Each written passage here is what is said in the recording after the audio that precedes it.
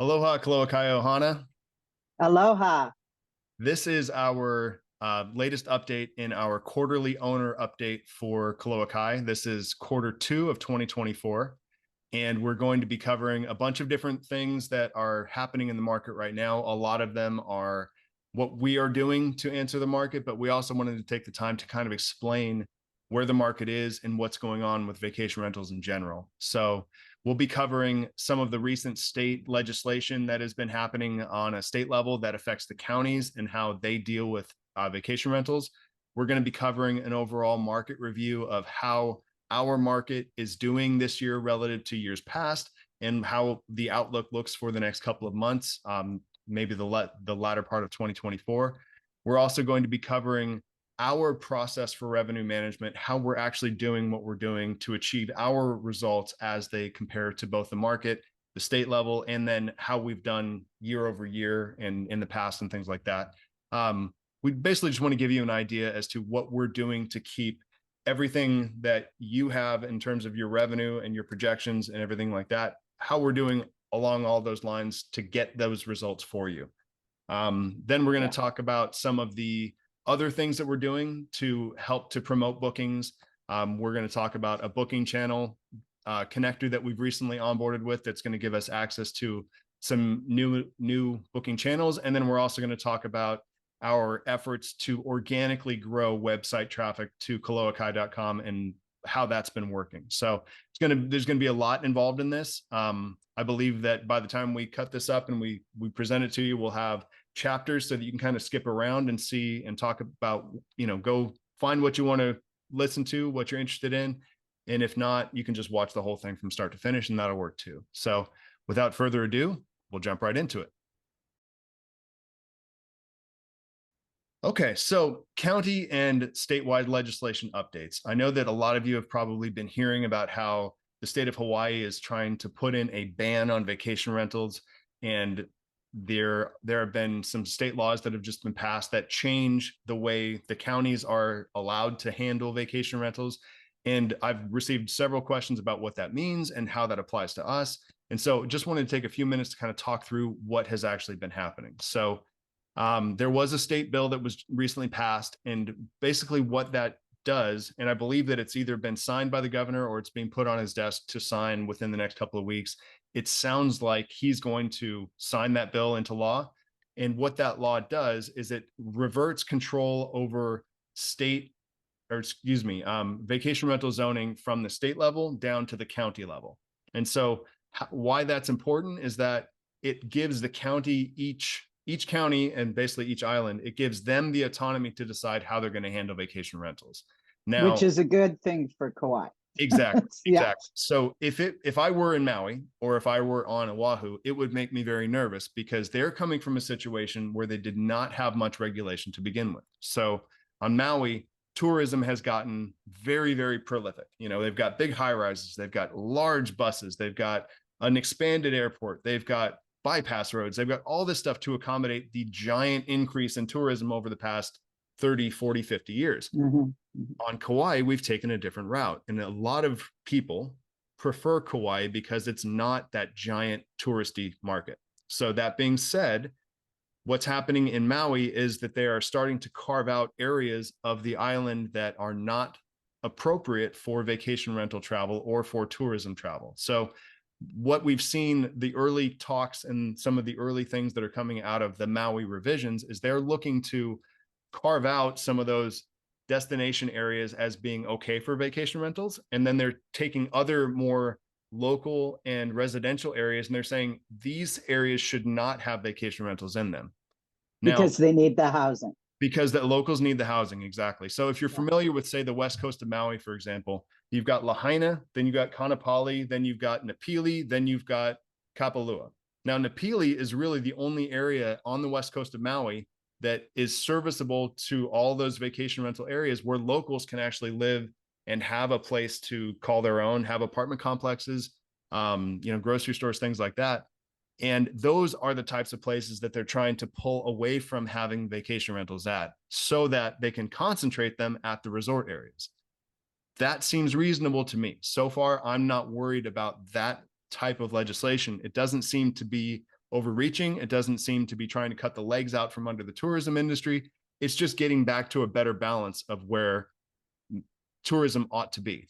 Now, if you and they're accepting the vacation rentals too, because at some point people were thinking, oh, they're going to get rid of all the vacation rentals and all they're going to do is have hotels. And that's not the case. No, exactly. Yeah. Exactly. And so if you look at how we operate on Kauai, that setup was already put in place back in the 90s. That's why we have vacation destination areas, or VDAs. We have Poipu, we have Kapa'a, and then we have Princeville up at the top. And there are still some areas that are outside of those zones where you're allowed to have vacation rentals, but you need a specific permit, and that permit needs to have been grandfathered in. So if you have a TVNC license right now and you're outside of the VDA, as long as you keep it active, you're in good shape.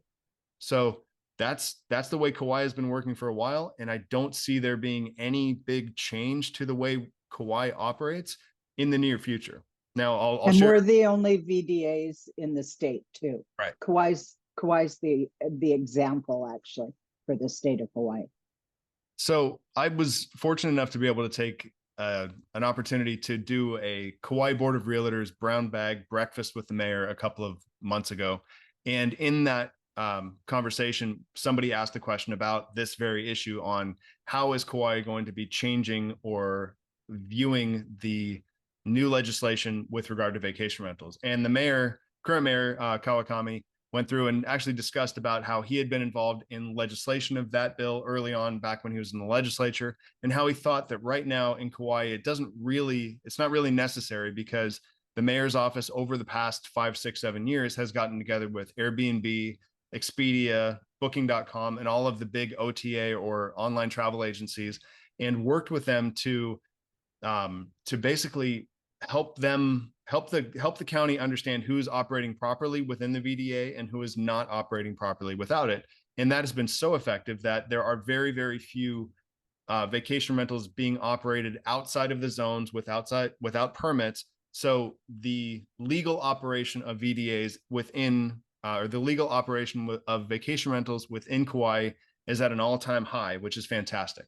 And so what that means is that the revenue stream of vacation rentals to the county of Kauai is actually the highest industry contributing to the tax base of any industry in Kauai at the moment. And so meaning more than hotels and more than hotels, the base, more than construction, more than grocery jobs base, or anything else. It's vacation rentals are putting in the most amount of revenue to the county. And that led Mayor Kawakami to say, I love vacation rentals. Like he's a fan of us. He's a fan of what we do. He's a fan of all that this process brings to the island. And he understands that to a very large extent, vacation rentals are the lifeblood of Kauai's economy. And so for the time that Mayor Kawakami is with us, we're very happy. We're in a very healthy spot. And I think we're in good shape. The question is what happens with the next administration. But in all honesty, any other administration that comes in is going to have to take a look at those hard, cold facts that vacation rentals contribute so much and be willing to destabilize that at the risk of the economy, which I also think is not a very likely thing. As politically fun as it might be to say, we're going to take it back to, a time where locals dominate and it's kind of a tribal populist message. I just don't think any politician is going to be quite so blatant in that. And if it does happen, I think we'll see tremors in that, a long way out, and we'll have an opportunity to become a little bit more active and, do lobbying and things like that with the local government to help them understand the economic benefits that vacation rentals bring, rather than just how we're eroding the local population. So I think especially after 2020. Exactly. Yeah. So that's kind of the state of where we're at with the new legislation, the new rules and things like that. We'll jump into our next section, which is the market report on Kauai next.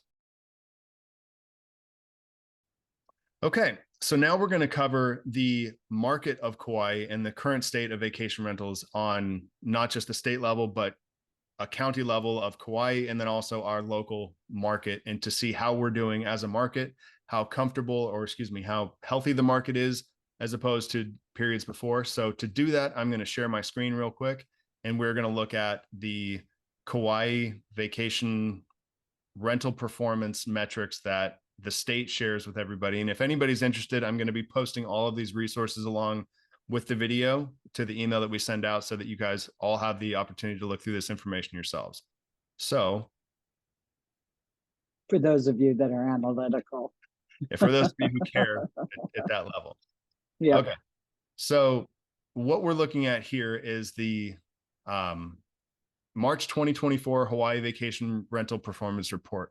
Now, this is a year-to-date collection of statistics that the state takes every time somebody comes into, a flight in from the mainland. You've got to fill out that form. This is a large part of where that information goes into, and it designates, or it helps to collate all of the information that visitors share with where they're planning on staying, what that looks like, et cetera, et cetera. It also takes online travel agency data, so Airbnb, VRBO, Expedia, Booking.com, all of those data sources put into this as well. And then they also take from property management systems like we use to compile all this information. So it's a really good kind of a bellwether to show where we're at this point.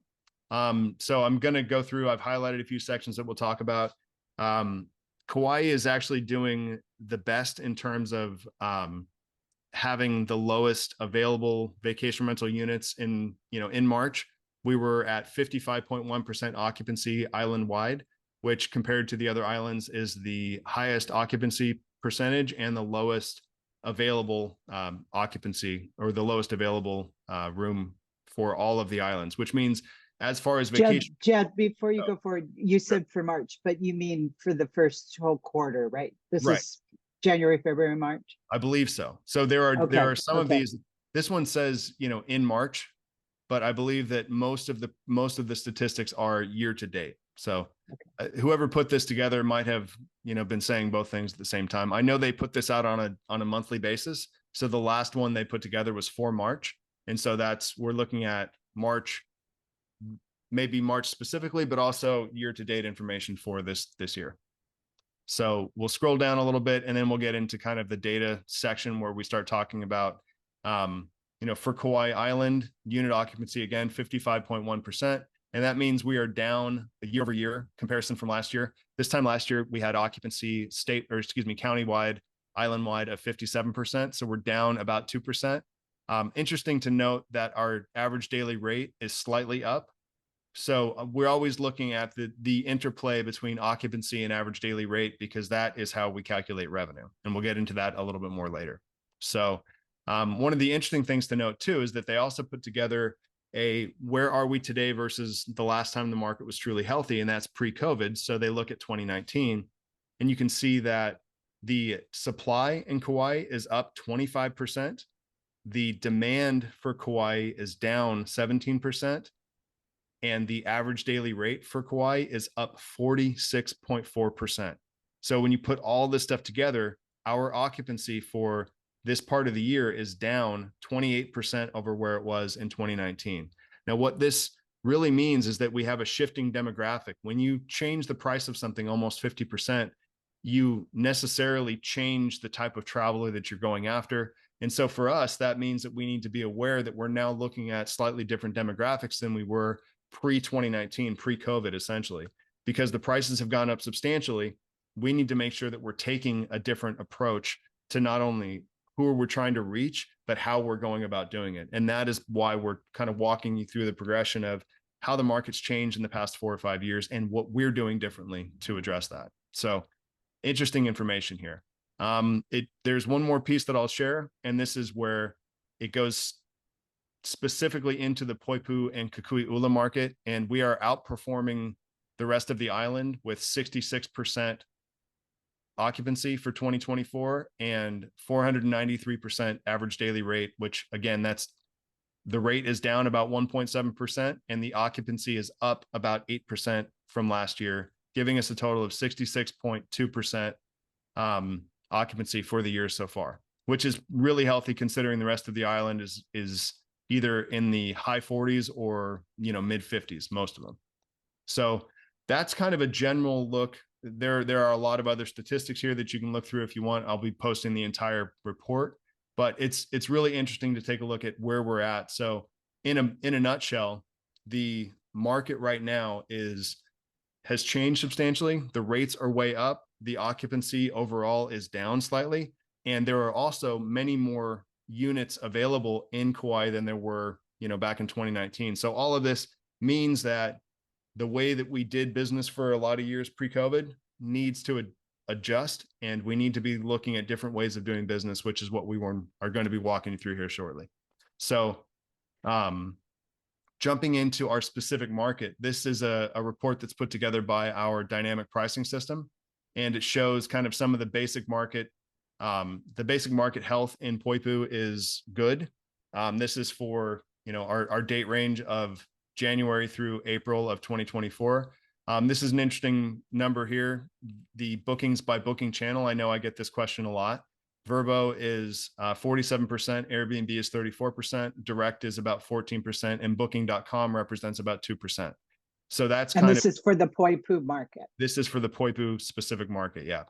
And then if we look at adjusted occupancy, this is our pricing system. So it's looking for paid occupancy. The actual paid occupancy is somewhere around 85%, or excuse me, 55%, which is down about 6% over the same time period last year. Now that's important because overall occupancy includes time that, a book that owners are in properties, time that you might have the property taken out of circulation for renovations, like that. maintenance. Yeah. Paid occupancy is what you're actually being paid for. And then one other thing I wanted to talk about real quick is, in addition to seeing that the average daily rate is down slightly over this time last year, which is not that surprising considering that we've had occupancy go down as well. Usually occupancy and rate are dependent. And if occupancy is dropping because demand is lower or supply is higher, the rates need to follow that. One of the numbers that we're going to be looking for and that we pay attention to a lot is RevPAN or RevPAR. And what that means is revenue per available night or revenue per available room. And essentially what that means is that you have a 55% occupied paid percentage for a given month. Your average daily rate is $461. You're going to recognize a revenue of, whatever your price is going to be for that time period. Let's say that's $7,500. Well, you take that $7,500 as a function of just the nights that were booked, and that's how you get your average daily rate.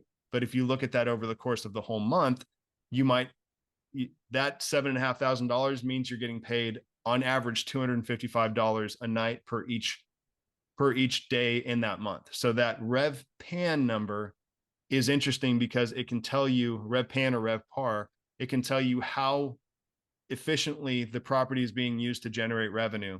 And essentially, if you have 100% occupancy, whatever your average daily rate is, your RevPAR and RevPAN is going to be the same number because you have used it fully. So this is a measure of how active or how efficient the property has been booked throughout a given time. So these are some other, OTA metrics that you can look through if you're interested, amenities, things like that. So now what we're going to do, this is for the market in general. We're going to look at Koloa Kai's specific performance within that range. And you'll note here the market score for the market is 56%, and Koloa Kai is scoring a 78% portfolio score within the market, which is deemed excellent by this, this ratings or our revenue system. The other thing that I think is really interesting to note is that our current revenue, despite the challenges that we've been talking about with the market in the state, our total revenue is up 14% over this same time period last year. So what that, and let's qualify that just for a second, because we have grown, but it isn't because we've grown. They're looking at the properties that were in our mix last year, how they're doing this year. So it doesn't have anything to do with any added properties. Exactly. And so, one of the other things that, we looked over here, RevPAN for the market is 255 per night. RevPAN that Koloa Kai is achieving is 333%, which is significantly more than the market is yielding for that same time period, which means that we're more effectively using the properties that we have to generate revenue on a better basis than the market, which is pretty significant. The next thing we're going to look at is the adjusted paid occupancy. So over here, you remember that adjusted paid occupancy for the market is 55%. Koloa Kai is 84%. And that means we have actually, by using the tools that we're going to go into with you next, we have been able to outpace the market and outpace ourselves from the same time period last year. So that's pretty significant that we're able to get a much higher adjusted occupancy and a much higher RevPAR. And part of that is because we are moving with the market, and we are recognizing that our ADR, our average daily rate, needs to come down in order to achieve a higher market rate. So what we like to do is we like to position ourselves about 3 to 5% below the market rate. And the result of that is that we get significantly higher occupancy than the market. In this case, 29% higher market occupancy. And what that does is that gives us this much higher RevPAR or RevPAN than the market. So what that means is we're putting more paying people into the properties than the market is by a fairly substantial margin. Now, when we look at this is a total revenue curve. The pink line is and this is Poipu as well. Exactly. Right? This is Yeah. Koloa Kai specific. Okay. So this is looking at how are we doing the first numbers that we were looking at. This is us versus kind of the market. You know, these are objective metrics that we can use to compare to the market report. Now, as we go into these graphs, this is how are we doing versus our performance last year. So this shows, this pink line is this year and the purple line is last year. So it shows in all points this year, we're higher and we have more total revenue per property than we had last year across the board, which is a good thing. That's very healthy. It shows that we're utilizing all of our tools to good effect, better than we were last year. Total occupancy, same sort of deal. We had total occupancy a little bit higher last year. I think this is probably because we had a lot of owner stays in properties last year. A lot of people came out for owners weeks and things like that. So this year we have slightly lower occupancy in May than we had, when we pulled this report, which was still a few weeks ago. So as we go on throughout the rest of the year, we found that June, we're basically the same occupancy that we had last year. July, we're just shy of that. We still have plenty of time to catch up.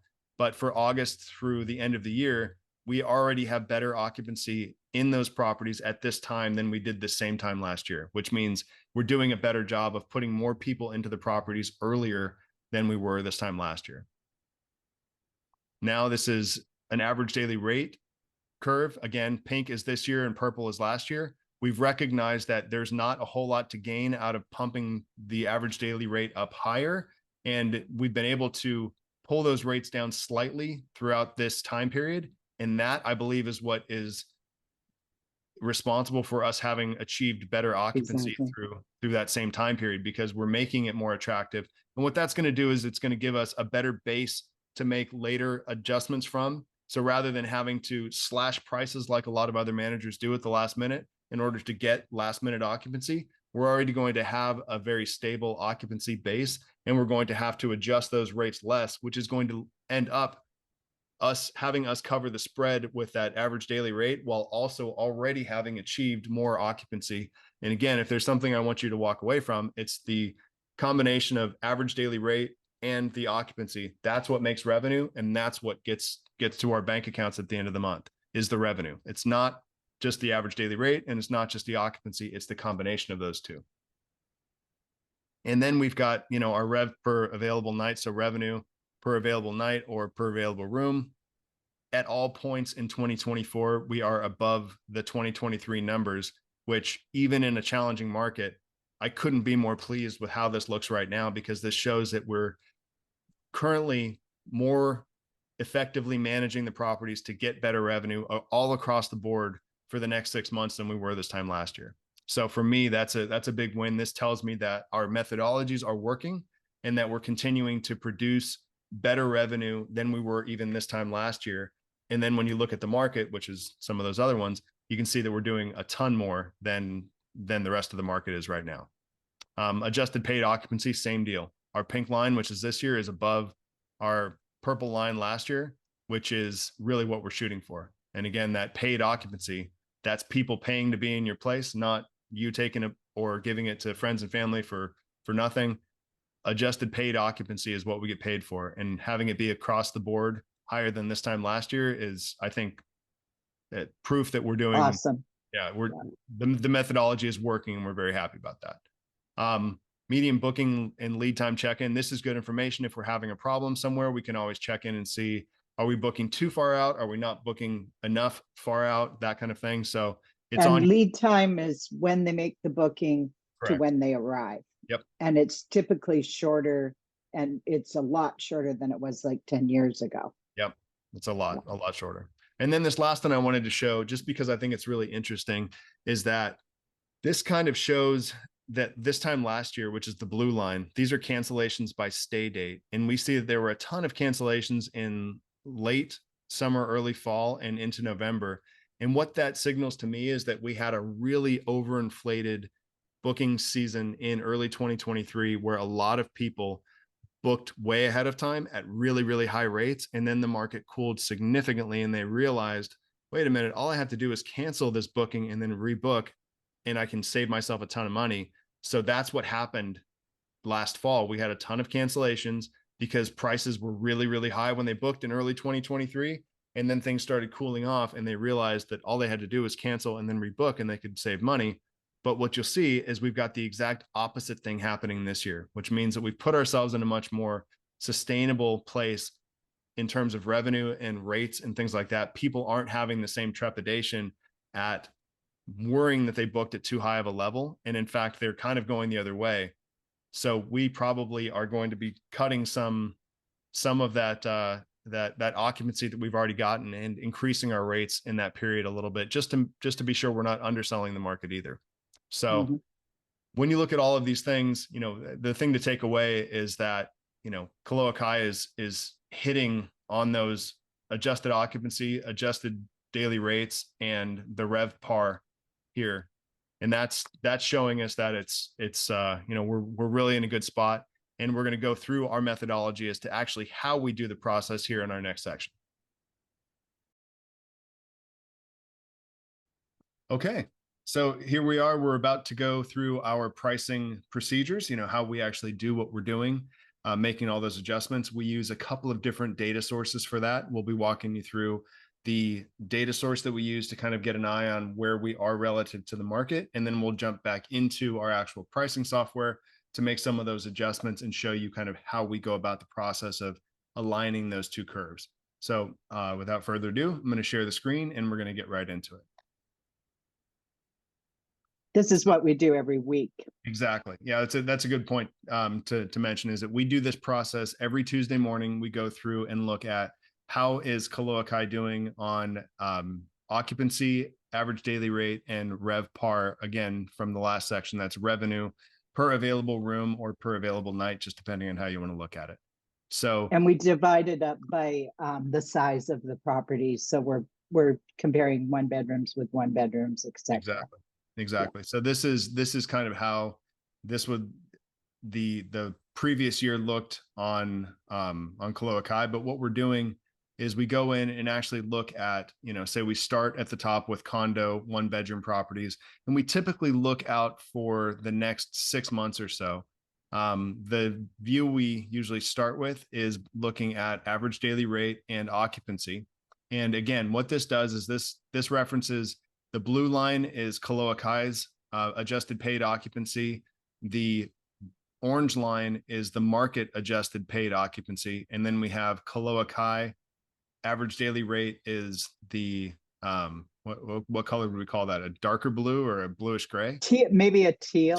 There we go. That's the right number for it. Teal. Yeah. And then we've got in yellow the Kauai South Shore average daily rate. And so this takes our specific property set and baselines it against other 1-bedroom condos for the next 6 months, and allows us to see what our occupancy looks like, and then what our average daily rate looks like. And so if we want to focus in on, what our strategy is here, like we've said, I always talk about wanting to be just under the average daily rate of the market so that we can achieve greater occupancy. So if we're just looking at average daily rate, we see here that we are slightly below the average daily rate that's available in the market. And if we look at the adjusted paid occupancy, we can see that effect of being just under the market rate and what benefit we get on an occupancy perspective from that. Now, like Oh, we and Jed, just before sure, you, because there's so much going on, and I know when I first started doing this, this could be confusing. You could see right below in the blue that this is comparing 12 property managers and plus or minus 150 properties. So we right. have for the Poipu area, we have a lot of real data. It's not scrape data, it's actual data that they've gathered. So we're Exactly. dealing with the good stuff. Yeah, exactly. And the difference between scrape data and direct data, again, I know we've covered that in the past, but again, the difference is that scraped data takes the advertised rates off of Airbnb, VRBO, other property managers' websites, and shows you what the advertised rates are and what the calendar occupancy is, which means that you're only getting kind of the advertised prices. Now, when we look at direct numbers, which is what this data set here is comprised of direct data, we're getting what the property actually booked for and what the adjusted paid occupancy of those calendars are.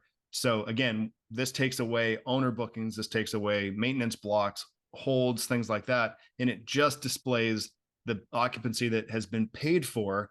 And with on the average daily rate side, it shows what the actual paid rate was for that stay. So we're using very, very solid data from a large number of property managers and a large number of properties in our data set.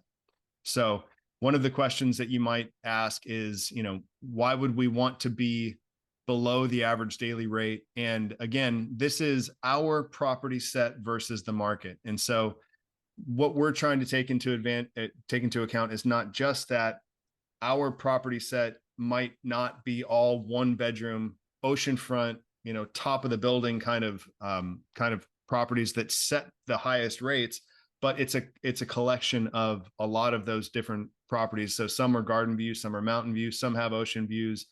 So all of that goes into our average.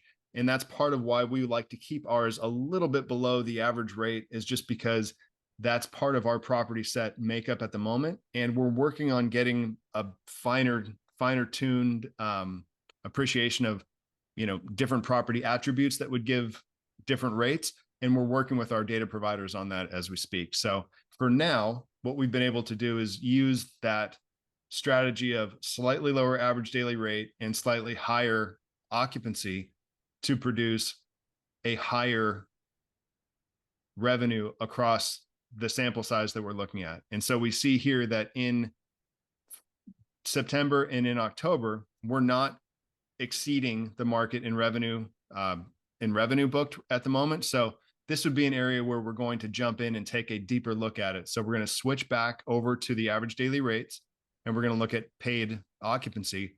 And rather than looking at it on a month-to-month view, we have the ability to jump in and see what's actually happening in those weeks. So we see right here that our revenue is a little bit lower than the market here than maybe we'd like. And even though the occupancy is higher, that is correlating into a lower revenue than the market. And then we see here that even though our average daily rates are probably right where we want them to be, our occupancy is low. So what we do in these cases is we actually jump in and look at the weeks, not just the months. And we can see that in these particular little windows here at the end of August and first part of September, we have lower bookings than we might expect. And then again, on the 5th of October, we have no bookings for that particular month. So rather than making knee-jerk reactions and changing the pricing outside of what our preferred paradigm is, we have the ability to see, oh, well, at this point, we are 5 months out from that week. We don't necessarily want to go making massive changes, but we're going to keep our eye on that section to make sure that as bookings come in, they're coming in within the right framework. And that particular approach is what has allowed us to get higher occupancy numbers and very close on the average daily rates throughout these time periods. And so when you jump into an area like this, where we see there's lower occupancy here, given that we're pretty close on the average daily rates here, we might want to go through and make some adjustments to this June 22nd through July 6th period. And the way we do that is we jump over to our dynamic pricing system. We go into our reservation grid. which takes a minute. We have the same kind of filters set up on this side to where we're going to look at only 1 bedrooms. And then we're going to have a look at just the June 22nd timeframe. So right over here, we wanted to look at June 22nd through July 6th. So over here, we're going to look at June 22nd through July 6th, and we see what are our rates looking like through this period? Do we feel like making an adjustment? And basically what we're doing when we're scanning this field here is we're looking for outliers. We're looking for something that just doesn't make sense.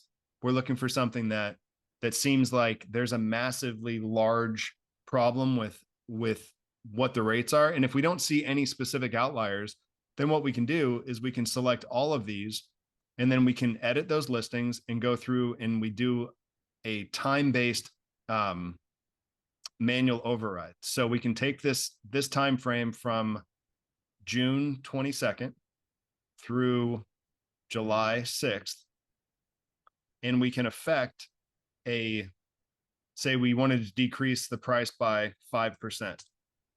This will allow us to decrease the price in that area by 5%. We can still maintain the dynamic fluctuations. We're just taking that price and dropping it down a little bit, however much we think is important.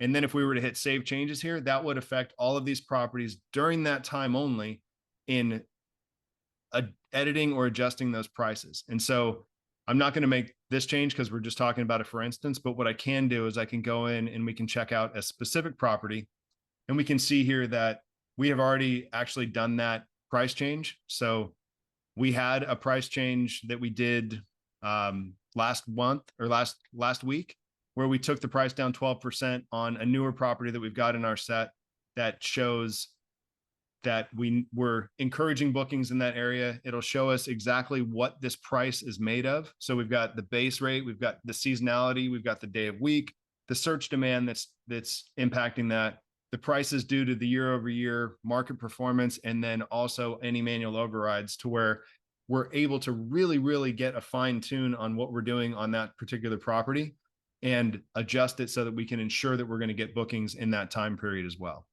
So, And I just wanted to say two things. Is one, when we were looking out at October, November, we're probably not going to react to that because we're looking at 1 bedrooms. But if yep, we were looking at 4 and 5 bedrooms, we would react to that because the booking window is a lot farther out for the 4 and 5 bedrooms. And the exactly. other thing is the rev pan and the rev par are really the more important numbers, because that shows how much income you're making in a whole month, not a daily rate. So you don't want to get too hung up on a daily rate. You want to really, in order, if you're looking at this as an investment and you want to maximize your income, you want to be looking at your rev par and rev pan. Yep, because the revenue, like we talked about in the last segment, the revenue is what you're actually going to be earning at the end of the month. And so, just like we talked about, we go through this process for not just 1 bedrooms, but we go through this process for our 2 bedroom condos where we have a similar graph and we go through a similar analysis. They've all got slightly different character and slightly different curves, but what we're shooting for is that each of them have a very healthy rev par curve. And you'll see in this one, we've still got a little bit of work to do in this July and August range. This is 2 bedroom condos. And I believe the last time we did pricing, we made adjustments to that area, and that this curve here is shallower than it was last time we talked. So we know that our adjustments are making the progress that we want them to in that way. And so we go through and look at, not just the 2 bedrooms, but we've got this same report that we look at for 3 bedroom condos. We have that report for 3 bedroom houses, which is a different market than 3 bedroom condos. So we definitely have that same sort of thing that we're looking at. And again, despite the fact that not all of our homes are oceanfront and waterfront, the fact that we're able to outcompete the entire 3 bedroom housing market through the summertime with still some work to do in August is pretty outstanding, because not all of our properties are those oceanfront, ultra high luxury properties. A lot of them are in neighborhoods. They're in the VDA, which is good, but they're still not the kind of properties that you would expect to have to overpay for as a guest and yet we're still yielding higher returns for our owners in that section than most of those others are according to the market. So we go And through. the other thing, just to reassure, is if you have an oceanfront property that's remodeled, got air conditioning, got everything, then your base price is going to be higher. So you are making more money than a garden view on one that's not remodeled. So Exactly. that's already reflected in the numbers. And that's the wonderful thing about how we do this pricing scenario, is that these homes are valued and priced based on their own attributes. So you'll see that we've got one property. This property has ocean views and mountain views. This property does not have any ocean views, only has mountain views. And this is an oceanfront property. And they're all performing according to their own specific attribute set. And we extract as much value and as much yield as the market will bear from each of them according to whatever their attributes are. So the wonderful thing about this is we're never going to be put in a position of saying, I'd really like to increase your rates, but your neighbor 2 doors down, I can't get those rates for your neighbor. Therefore, I'm not able to get those rates for you. Every single property in our pricing portfolio is pushed as much as the market will bear for that particular property. So if you've got something cool and unique about your property, and that comes through in the listings and it comes through in the reviews and things like that, then your average price will be reflected by the market, including that scenario, including that additional feature. It's not about a type class or a size or a certain thing. It's not like we're ever going to put anybody into a box. It's that your property will perform as well as it can perform, and we've got all the tools in place to make sure that your property performs as well as it possibly can based on its own attributes, which is wonderful. Mm-hmm. So that, in a nutshell, is our pricing scenario. That's how we do our pricing work. And if you have any questions, if you are interested in setting up a time to go through with Linda and I to see how your specific property is performing, we'd be happy to do that. But generally speaking, that is the methodology that we go through that allows us to outperform the market, because in our experience and based on everybody that we talk to in the industry, there are not many managers out there who are taking such a granular look at how to make sure every single property in their portfolio is performing as well as it possibly can. And the result of that is we're getting better than market performance out of everybody's property. So even in a challenging market, it's nice to be able to return good results and to have good things to talk about with everybody. So so next we're going to go into some other ways that we're bringing in some more things to increase bookings and to keep search traffic high. Okay, so now we're going to jump into some of the other things that we're doing on a systematic basis to get in front of new customers and to bring new people into the fold in terms of guests for us that we haven't historically done. So we have recently, I'd say within the past week and a half or 2 weeks, we've been going through the process of onboarding a channel manager, which is basically something that allows us to connect to a bunch of different listing sites and things like that, that gives us greater exposure in the market to maybe different people who aren't as used to booking through Airbnb and VRBO. Maybe you have people who book through booking.com. Our channel manager allows us to have access to those additional channels without having to give up the other channels that we have. So basically diversifies the potential guest pool that we work with now. So and you need a channel manager because of your calendar, because you don't exactly. want two people to be booking, one on Airbnb and one on booking.com. Yep. And competing, and then you have a double booking. So exactly. you have this channel manager to control, so there's no double bookings. Yep. And so the channel manager that we brought on is now linked us up with booking.com, Google Vacation Rentals, and then 2 other regionally known channels. One of them is called Real Voice, that has a specific Hawaii channel. And then there's a 4th that we're currently negotiating with to get on their channels as well. But basically what that does is that gives us additional access to all of those other areas that, Google Vacation Rentals has been a slow mover. We thought a couple of years ago it was going to be a big player. But the reality is having us on Google's platform now is an additional way for people to come in and see us. And the nice part about most of these channels, with the exception of booking.com, is that when they book through these other channels, or when they see the listings for these other channels, they identify that it's Koloa Kai Vacation Rentals. And then when they go to book, it will take them directly to the koloakai.com website, and they will then book on our website with our terms. We are the merchant of record, which when it comes down to a host of different things, among them are guest disputes and things like that. If we're not having to manage that guest issue through an intermediary, and we are the merchants of record, it just gives us the ability to make the best decision for everybody involved in that process. So if the guest is being unreasonable and they're asking for too much, we have the autonomy to say, we're going to do the right thing for you, but we're not going to give you all that you're asking, because we're not going to give you 3 nights free stay because you walked in and you found a Kleenex on the countertop or something like that. Maybe a few bugs got in, and so you think you should get your whole stay for free. We don't have to do that kind of thing like you do sometimes when you're working with a different merchant of record. On the flip side, like Airbnb exactly. and booking.com. Exactly. But the reason why we put up with them is because they bring so much business to us. Yep. So we Yep. have to do that. Exactly. And so part of the reason we're bringing on booking.com right now is because we've got Airbnb taking a greater portion of the market share away from VRBO. VRBO is typically more hands-off as a platform. They let us do our business and they just connect us with guests. Airbnb tries to run the whole thing. And so their market share is growing. So we're trying to find other outlets to diversify so that we're not having so much of our business go through Airbnb, just because it presents a bit of a risk.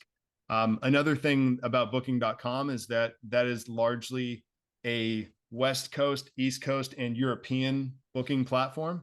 A lot of guests from those areas go there. So we felt that because we're bringing on other properties that are slightly larger than we've used in the past, the demographic of our potential guest is shifting. So we're trying to make sure that we go to where the guests are going to be looking for those types of properties. So for us, booking.com was a good choice to bring on at this time, not just because it helps us reach some other people. As we saw in the earlier segments, the demand has dropped a little bit in terms of travel to Hawaii, but we're bringing on different types of properties, and this all allows us to get in front of other eyeballs that we might not have otherwise seen. So it's definitely a positive thing.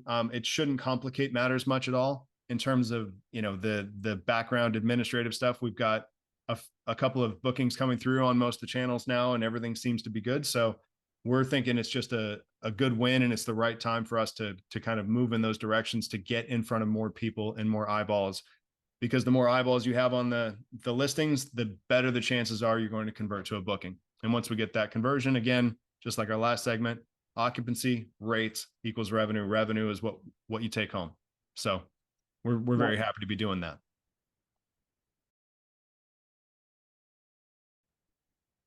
Okay, we'll jump right into SEO. Okay, and the last update that we wanted to share with you is something we've been actually working on for probably the last 18 months or so. It's a longer term strategy called search engine optimization. I'm sure that some of you out there have heard of the buzzwords SEO. And what that does, basically what SEO is, it's a way to design your website strategically and your outreach strategically so that you get as many people visiting your website and coming to your website as possible. Hopefully doing that on an economic basis, so you're not just paying through the nose for advertising all the time, but you're generating buzz in a way that the algorithms that do the sorting and the searching reward you disproportionately for the work that you're doing. So we've been doing that for the last year or two, and I'm really pleased to see that we've gotten a few things that have happened over the past 6 or 7 months that show that our SEO strategy is really starting to take hold and that we're getting something out of it. So one of the first things we did in our SEO strategy was to seed the website. That's kind of what you call it. You call it seeding the website with organic, new, novel content. So Linda spent months and months creating all of these articles for many, many different things, about Kauai, things to do on Kauai, different things that you can experience while you're on your trips. And we have built these all throughout the website in our local area guide as just different resources, different things to know about Kauai before you come. And so that creates this kind of fertile landscape for people to find us randomly and then click around in there. And whenever the algorithms see somebody finding our site and then sticking on our site and jumping around to a bunch of different pages within the site, it increases the ranking of our Koloa Kai page.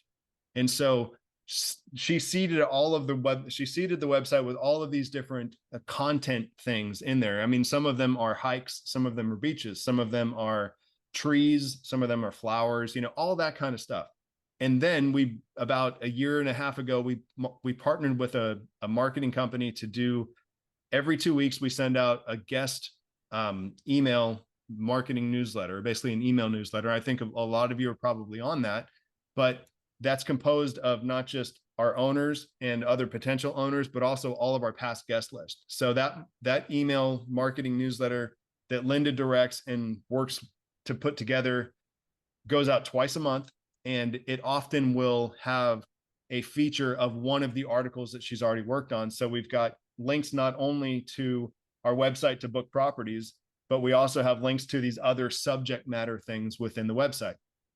And one of the ways that I've found that I'm really seeing that this is starting to come back in and give some legs is, I'm going to share my screen real quick, and I'm going to just show you what a basic search for koloakai.com will return, or Koloa Kai vacation rentals. And you'll see that these are some of the metrics that I get since, I'm in charge of the site. But right here, this at the very top, we see koloakai.com, vacation rental management, et cetera, et cetera. The first two are trees of Kauai and flowers used in leis. And both of these are articles that were featured directly from our website that just talk about different trees that you'll find on the island of Kauai and how cool they are. And for the last couple of months, I'd say the last 4 to 6 months, both the trees and the leis articles have been two of the top clicked on links on our website. So what's happening is this actually takes people from the web and they see these articles, they click into koloakai.com to read these articles about trees, and then they end up coming back to look at other condos, browse through, and then people book more on our website based on that stuff.